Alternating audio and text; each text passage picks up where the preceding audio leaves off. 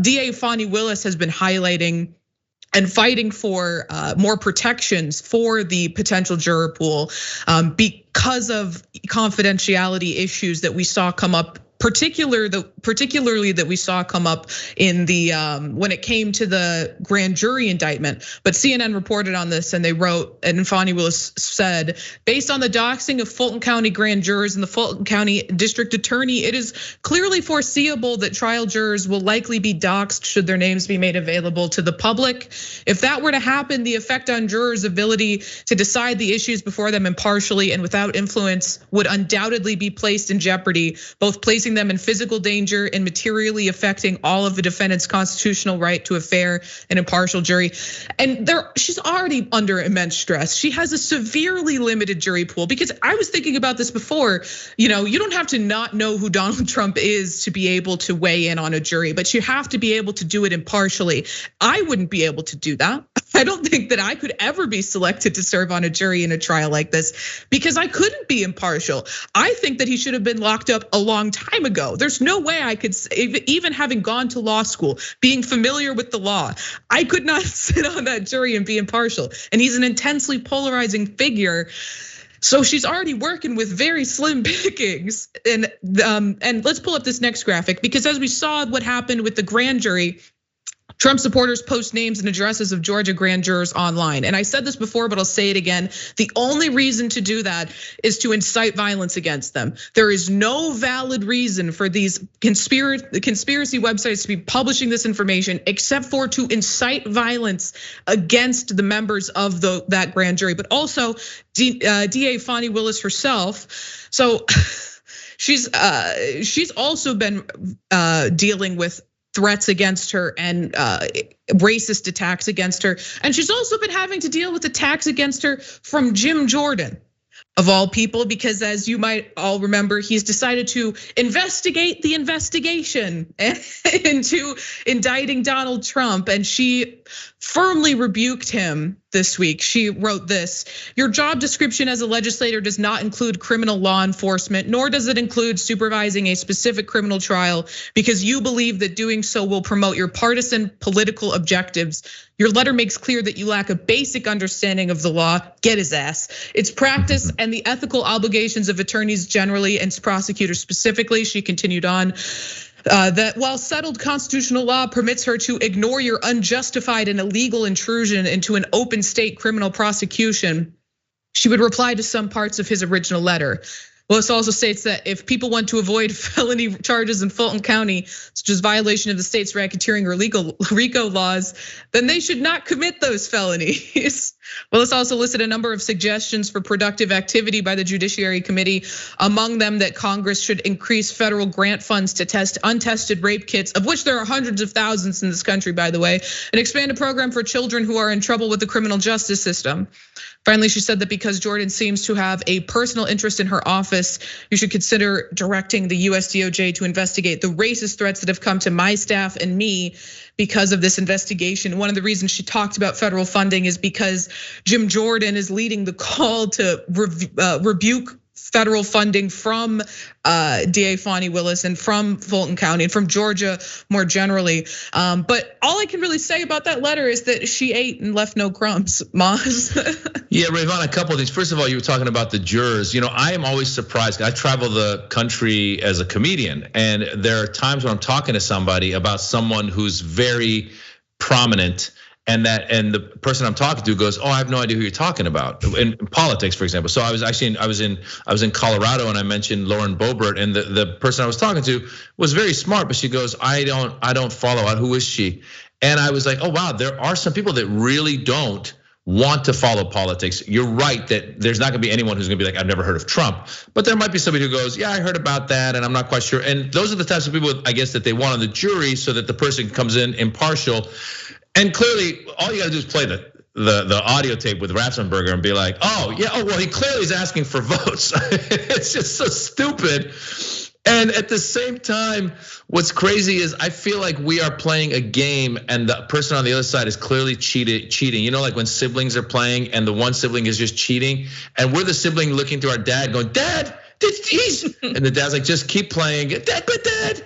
And that's the doxing. That's all this other stuff that keeps coming up. It almost feels like every time we go after the guy, there's other crimes that start getting committed. I mean, how many more law enforcement and prosecutors are we gonna need to now go after these people who are doxing these people and threatening their lives, as you said? So it's just ludicrous. The guy should be behind bars. All of them should be behind bars. And I think a majority of the country would agree that we want law and order, that we want a system that we can believe in. We should all play in a fair system.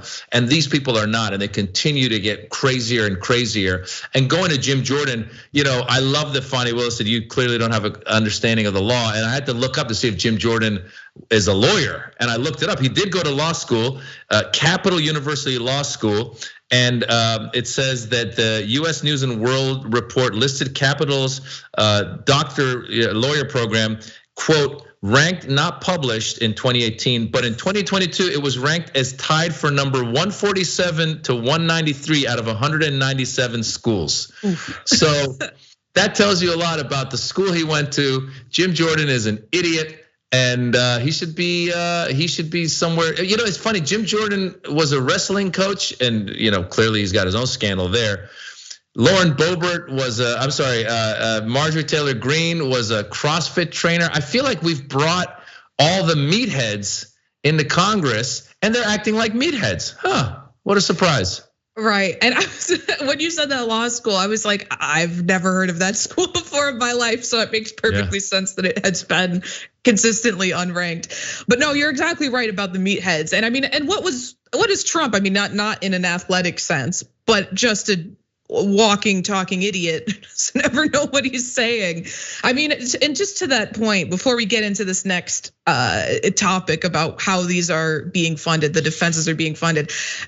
I mean, it's a different case, but Trump is literally recorded saying, look at these documents. I could have unclassified them when I was president. Now I can't. I could have done it then, and now I can't. And who is he telling that to? Kid Rock. And it's just like the dumbest people ever have put their heads together to do crime in the dumbest way possible. And I'll be damned if they get away with it, because they're doing their crimes on camera. They're doing their crimes recorded on audio. It's the same thing with the January 6ers. Republicans love committing crimes while live streaming them committing their crimes. It feels like a miracle that we ever catch anyone, given the length of time that this has taken, and given the continuous way that they keep dodging and extending and delaying. It feels like a miracle that anyone ever gets convicted of anything. But I guess that's a good thing, that we gotta fully prove the crime. But in this case, it's just so obvious. I mean, when you have video, when you have audio, when you have text, when you have everyone, it's mind blowing. And what happens, like if Mark Meadows were to flip, they would have an excuse for that. Well, he's clearly trying to save himself. So and so forth.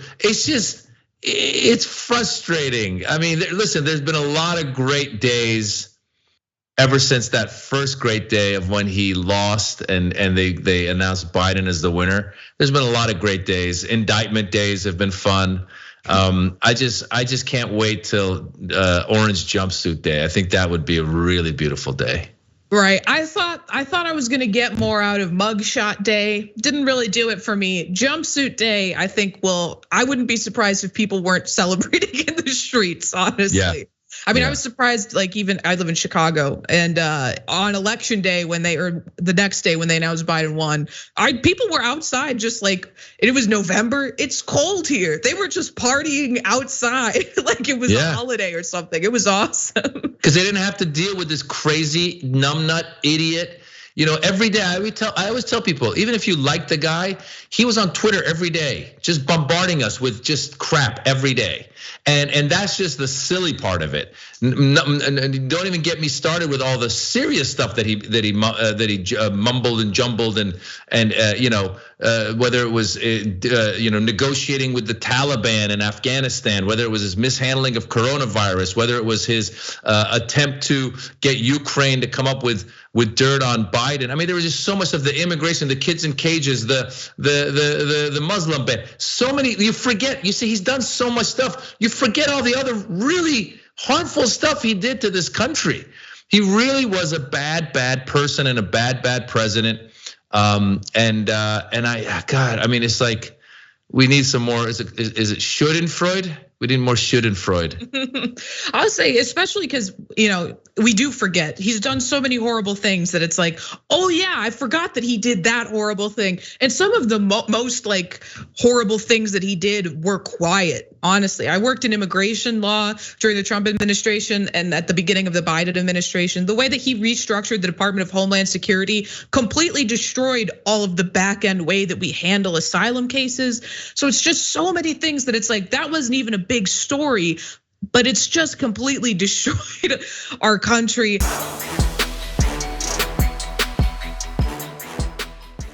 Check out the Damage Report podcast each day, wherever you get your podcasts, whether Pocket Casts or Stitcher or iTunes.